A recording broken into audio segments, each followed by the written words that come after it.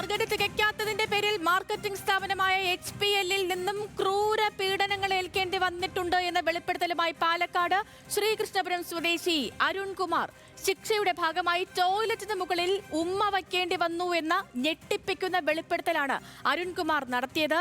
പച്ചമുളക് തിന്നേണ്ടി വന്നതായും ഉപ്പുകല്ലിന് മുകളിൽ മുട്ടുകുത്തി നിന്നതായും അരുൺകുമാർ ന്യൂസ് മലയാളത്തോട് പറഞ്ഞു. ഹിന്ദുസ്ഥാൻ പവർ ലിങ്ക്സുമായി ബന്ധപ്പെട്ട് നടത്തിയിട്ടുള്ള തൊഴിൽ പീഡനങ്ങളുടെ വിവരങ്ങൾ കൂടുതൽ പുറത്തുവരികയാണ്. 3 വർഷത്തോളം ഈ സ്ഥാപനത്തിൽ ജോലി ചെയ്ത് ഒടുവിൽ ഭീഷണി സഹിക്കാതെ അത് ഉപേക്ഷിച്ചു വന്ന പാലക്കാട് ശ്രീകൃഷ്ണപുരം സ്വദേശി അരുൺകുമാർ നമ്മളോടൊപ്പം ചേരുന്നു. എൻ്റെ അന്നത്തെ സീനിയർ മാനേജർ തിരുവല്ല രാകേഷ് എന്ന് പറയും, പാണ്ടനാട് സ്വദേശിയാണ്. പുള്ളിക്കാരൻ്റെ ബ്രാഞ്ചിൽ നിന്ന് ഞാൻ ഇറങ്ങി പോകുന്നുണ്ടായിരുന്നു. ഫസ്റ്റ് പ്രളയത്തിൽ ഒരു ആക്സിഡൻറ്റ് പറ്റുകയും എനിക്ക് അവിടുന്ന് പോരേണ്ട വന്നൊരു സാഹചര്യം ഉണ്ടായി. അതിൻ്റെ പുറത്ത് എന്നെ ഭീഷണിപ്പെടുത്തുകയും നീ തിരിച്ച് ബ്രാഞ്ചിൽ വരണം, അവിടെ ഉണ്ടായിരുന്ന പിള്ളേരെ അതേപോലെ സ്റ്റിക്ക് ചെയ്തതിന് ശേഷം നീ വേണമെന്നുണ്ടെങ്കിൽ കമ്പനിക്ക് പുറത്ത് പോയിക്കോ, അല്ല എന്നുണ്ടെങ്കിൽ നിൻ്റെ നാട്ടിൽ വന്നിട്ടാണെങ്കിലും നിന്നെ തല്ലും, കയ്യും കാലും ഒടിക്കും എന്നുള്ള ഒരു ഭീഷണിപ്പെടുത്തലൊക്കെ ഉണ്ടായിട്ടുണ്ടായിരുന്നു. ഒരുപാട് തവണ ഇങ്ങനെ പണിഷ്മെന്റ് ഒരുപാട് തവണ. എന്തൊക്കെയാണ് ചെയ്യേണ്ടി വന്നിട്ടുള്ളത്? എന്നെ സംബന്ധിച്ചിടത്തോളം എനിക്ക് കിട്ടിയിട്ടുള്ളതെന്ന് പറഞ്ഞാൽ പച്ചമുളക് തിന്നൽ, അതേപോലെ തന്നെ ഈ മുട്ടുമ്പിൽ ഉപ്പിട്ടിട്ട് അവിടെ നിർത്തൽ, ടോയ്ലറ്റിൽ പോയിട്ട് ഉമ്മ വയ്ക്കൽ, പിന്നെ ലേഡീസിൻ്റെ വസ്ത്രങ്ങൾ ധരിപ്പിക്കൽ, അങ്ങനെ ഒരുപാട് പറയാൻ പറ്റാത്ത ഒരുപാട് പണിഷ്മെൻറ്റുകൾ നമ്മൾ തന്നിട്ടുണ്ട്. അത് നമ്മൾ ഇത്രയും കാലം പണിയെടുത്തിട്ട് നമുക്ക് പട്ടിയുടെ വിലയാണ്, ചെയ്ത പണിക്കുള്ള കൂലി പോലും നമുക്ക് തന്നിട്ടുണ്ടായിരുന്നില്ല. ഈ ദൃശ്യങ്ങളൊക്കെ പുറത്തു വന്നപ്പോഴേ ഇപ്പം അവരുടെ ഭാഗത്തുനിന്ന് ഒരു വിശദീകരണം അരുൺ ശ്രദ്ധിച്ചിട്ടുണ്ടാവും. അവർ പറയുന്നത് ഇത് വ്യാജമാണ്, അതായത് ഒരു മനാഫ് എന്ന് പറയുന്ന ഒരു കക്ഷി ഇത് മനഃപൂർവ്വം ചെയ്യുന്നതാണ്, ഞങ്ങൾ സ്വന്തം ഇഷ്ടപ്രകാരം അങ്ങനെ നടന്ന ആളുകൾ തന്നെ, ആ കുട്ടികൾ തന്നെ പിന്നെ ഒരു വീഡിയോ ഒക്കെ ചെയ്ത് ഞങ്ങൾ സ്വന്തം ഇഷ്ടപ്രകാരം ചെയ്തതാന്നൊക്കെ പറഞ്ഞിട്ട് അരുൺ അതൊക്കെ കണ്ടപ്പോൾ എന്താണ് തോന്നിയത്? ഇതിൽ അതൊരിക്കലും ഒരു ക്രിയേറ്റിവിറ്റി അല്ല. കാരണം ഓരോ ബ്രാഞ്ചുകളിലും ഇപ്പോൾ ഈ പറയുന്ന മനാഫ് എന്ന് പറയുന്നത് ഹുബൈലിൻ്റെ ബ്രാഞ്ചിലുള്ളതാണ്. ഈ ഹുബൈലിൻ്റെ ബ്രാഞ്ചിൽ നിന്ന പിള്ളേർ ഞാൻ നിന്ന കോട്ടയം ബ്രാഞ്ചിലുണ്ടായിട്ടുണ്ട്. അവന്മാർ അവിടുത്തെ അവസ്ഥ എൻ്റെ അടുത്ത് അന്നേരം പറഞ്ഞിട്ടുള്ളതാണ്, ഹുബൈലിൻ്റെ സ്വഭാവം.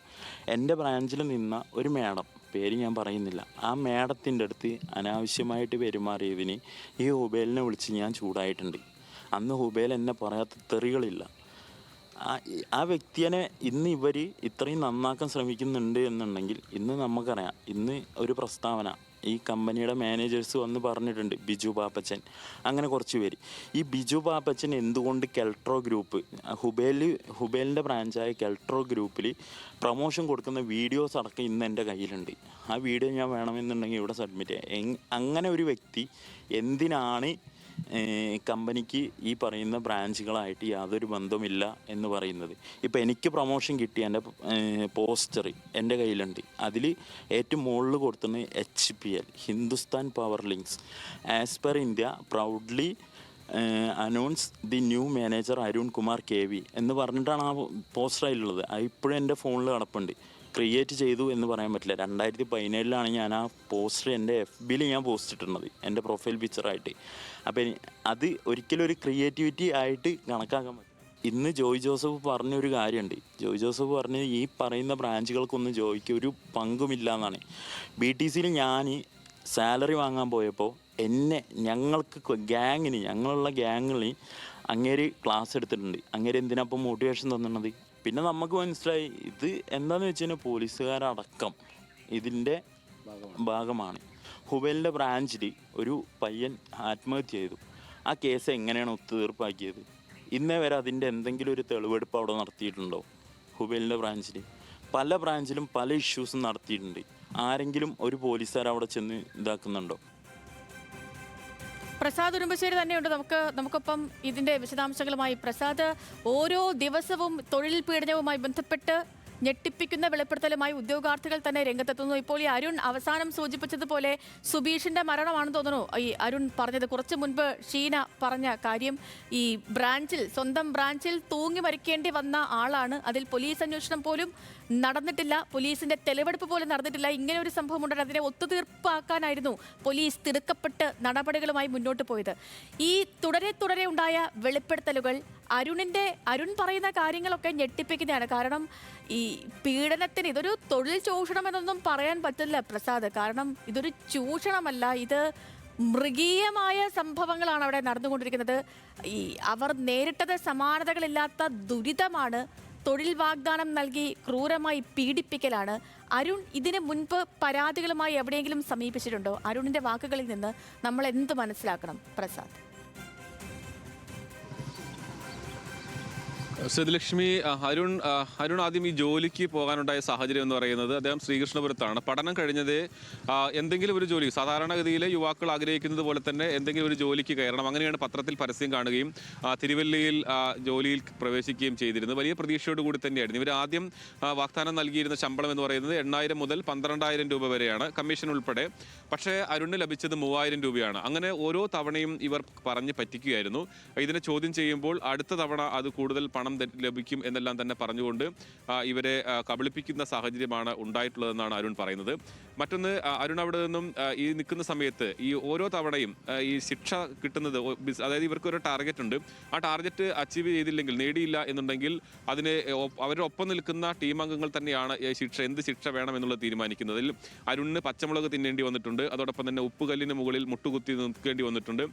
ടോയ്ലറ്റിന്റെ, അതായത് ടോയ്ലറ്റ് യൂറോപ്യൻ ക്ലോസറ്റിന്റെ ടോപ്പിൽ പോയി ഉമ്മ വെക്കേണ്ടി വന്നിട്ടുണ്ട്. അങ്ങനെ ഒരുപാട് പീഡനങ്ങൾ, ക്രൂരതകൾ നേരിടേണ്ടി വന്നിട്ടുണ്ട്. അങ്ങനെ അതെല്ലാം സഹിച്ച് അവസാനം സഹികെട്ടാണ് അദ്ദേഹം അവിടെ നിന്നും രാജിവെച്ച് ഇപ്പോൾ നാട്ടിൽ ഒരു ക്ഷേത്രത്തിൽ കഴകം ചെയ്തുകൊണ്ടിരിക്കുകയാണ്. കഴകക്കാരനായി ജോലി ചെയ്യുന്നു. അതോടൊപ്പം തന്നെ ഒരു പ്രാദേശിക ചാനലിലും അദ്ദേഹം ജോലി ചെയ്തുകൊണ്ടിരിക്കുന്നു. അപ്പോൾ അത്രയേറെ ക്രൂരതകൾ, നേരത്തെ സേതുലക്ഷ്മി പറയുന്നത് പോലെ ഇതൊരു തൊഴിൽ പീഡനം എന്ന് മാത്രമല്ല, അത്രയും ഒരു മനുഷ്യൻ ഒരു കാരണവശാലും അനുഭവിക്കാൻ പാടില്ലാത്ത അത്രയധികം ക്രൂരതകളാണ് നേരിടേണ്ടത്. ഇപ്പോൾ ഇതിനകത്ത് പറയുന്നത്, ഇപ്പം പോലീസ് ഉൾപ്പെടെയുള്ള ആളുകൾ അവർക്ക് പിന്തുണ നൽകുന്നു എന്നുള്ളതാണ്. നമുക്കറിയാം, നമ്മൾ ഈ വാർത്ത വന്നതിന് ശേഷം തന്നെ അവരുടെ ഭാഗത്തു നിന്നുണ്ടായിട്ടുള്ള പ്രചരണം എന്ന് പറയുന്നത് ഈ വീഡിയോകളെല്ലാം തന്നെ വ്യാജമാണ് എന്നുള്ളതാണ്. വേറൊരാൾ ശത്രുതാപരമായി ഉണ്ടാക്കിയിട്ടുള്ള ഒരു വീഡിയോ ആണ് എന്നുള്ളതാണ് പറയുന്നത്.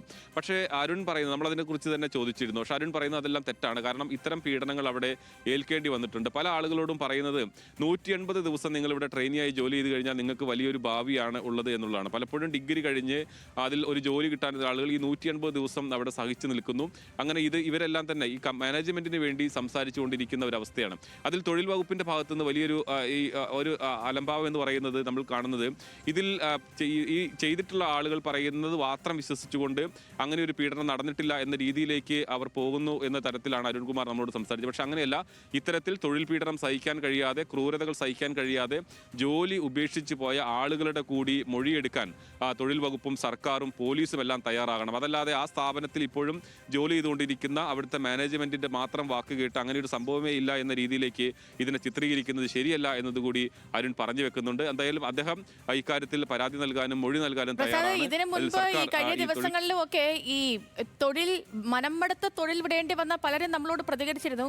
ഇവരൊക്കെ തൊഴിൽ വിട്ടതിന് ശേഷം അതല്ലെങ്കിൽ ഈ സ്ഥാപനത്തിനെതിരെ എന്തെങ്കിലും ആരോപണം ഉന്നയിക്കുമ്പോൾ ഇവർക്ക് ഭീഷണി കോൾ വരിക, ഇവരുടെ വീട്ടിലേക്ക് ഗുണ്ടകളെ അയക്കുക തുടങ്ങിയ കാര്യങ്ങളൊക്കെ നടക്കുന്നുണ്ട്. അതിന്റെ ശബ്ദരേഖകൾ അടക്കം നമ്മൾ പുറത്തുവിട്ടതുമാണ്. ഈ അരുൺ ഇത്തരത്തിൽ ഏതെങ്കിലും തരത്തിൽ അരുണിനെ നേരിടേണ്ടി വന്നിട്ടുണ്ടോ? അരുണിന് എന്തെങ്കിലും ഭീഷണി സന്ദേശം ലഭിക്കുകയോ ഫോൺ കോളുകൾ ലഭിക്കുകയോ എന്തെങ്കിലും ചെയ്തിട്ടുണ്ടോ? അരുണിന് ഈ ജോലി, അതായത് 2018 അദ്ദേഹം നിൽക്കുന്നത്. ആ സമയത്ത് ജോലി വിടുന്നതിന് മുമ്പ് ആ സമയങ്ങളിൽ ഇത്തരത്തിലുള്ള ഭീഷണികൾ ഉണ്ടായിരുന്നു എന്നുള്ളതാണ് പറയുന്നത്. അദ്ദേഹം ആദ്യം തിരുവല്ലയിലായിരുന്നു. തിരുവല്ലയിലെ മാനേജ്മെന്റിന്റെ, അവിടെയുള്ള ടീമിന്റെ പീഡനം സഹിക്കാൻ പറ്റാതെ അദ്ദേഹം ആവശ്യപ്പെട്ടത് പ്രകാരം തന്നെ അദ്ദേഹത്തെ കോട്ടയത്തേക്ക് മാറ്റുന്നു. പക്ഷേ കോട്ടയത്തും ഇദ്ദേഹത്തിന് ഭീഷണി നേരിടേണ്ടി വന്നിട്ടുണ്ട്. അങ്ങനെയാണ് പിന്നെ അവിടെ എല്ലാം ഉപേക്ഷിച്ച് അദ്ദേഹം തിരിച്ച് നാട്ടിലേക്ക് വരുന്നത്. അവിടുത്തെ നാട്ടിൽ അത് വീട്ടുകാർക്കോ അല്ലെങ്കിൽ അദ്ദേഹത്തിന്റെ സുഹൃത്തുക്കൾക്കോ ഒന്നും തന്നെ ഇപ്പോൾ നമ്മളോട് പങ്കുവെച്ച അത്രയും വിശദാംശങ്ങൾ അറിയില്ല.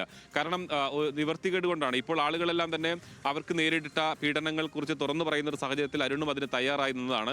ഇതുവരെ സഹിച്ചു എന്നുള്ളതാണ് അദ്ദേഹം പറയുന്നത്. ഒറ്റ കാര്യം തന്നെയാണ്, നിവർത്തികേട് കൊണ്ട് തന്നെയാണ് ഈ ജോലിക്ക് പോകുന്നതും. പ്രിയപ്പെട്ട പ്രേക്ഷകരെ, നമുക്കറിയാം, നമ്മൾ ഈ പത്രം വായിക്കുന്ന സമയത്തും പത്രങ്ങളിൽ കാണുന്ന ചെറിയ ബോക്സുകൾ കാണും. നമ്മൾ ഈ പുറത്തോട്ട് ഇറങ്ങുമ്പോൾ പോസ്റ്റുകളിൽ ഒക്കെ, മതിലുകളിലൊക്കെ നമ്മൾ ഇങ്ങനത്തെ പരസ്യങ്ങൾ കാണും. 10ാം ക്ലാസ് +2 കഴിഞ്ഞവർക്ക് മാനേജർമാരാകാം, നല്ല ശമ്പളത്തോടു കൂടി, ഈ നല്ല ശമ്പളം, അതുപോലെ തന്നെ സൗജന്യ ഭക്ഷണം, സൗജന്യ താമസം തുടങ്ങിയ വാഗ്ദാനങ്ങളൊക്കെ നൽകി ആളുകളെ ആകർഷിക്കുന്ന വാഗ്ദാനങ്ങൾ നൽകുന്ന പരസ്യങ്ങൾ നമ്മൾ കണ്ടിട്ടുണ്ട്. അപ്പോൾ ഈ പരസ്യങ്ങളിലൊക്കെ ആകർഷകരായാണ് പാവപ്പെട്ട വിദ്യാർത്ഥികൾ ഇത്തരത്തിൽ ജോലിക്ക് അപേക്ഷിക്കുന്നത്. ജോലിക്ക് അപേക്ഷിച്ച് നല്ല രീതിയിൽ ഇന്റർവ്യൂ ഒക്കെ പാസ്സാവും. അതിനുശേഷം ഇവർ ഈ തൊഴിലിടങ്ങളിലേക്ക് എത്തുമ്പോൾ അവർ അനുഭവിക്കേണ്ടി വരുന്ന മാനസിക ശാരീരിക പീഡനങ്ങൾ അത് എത്രത്തോളമാണ് എന്നുള്ളതിന്റെ നേർക്കാഴ്ചകളാണ് ന്യൂസ് മലയാളം കഴിഞ്ഞ 2 ദിവസമായി പ്രേക്ഷകരിലേക്ക് എത്തിച്ചുകൊണ്ടിരിക്കുന്നത്.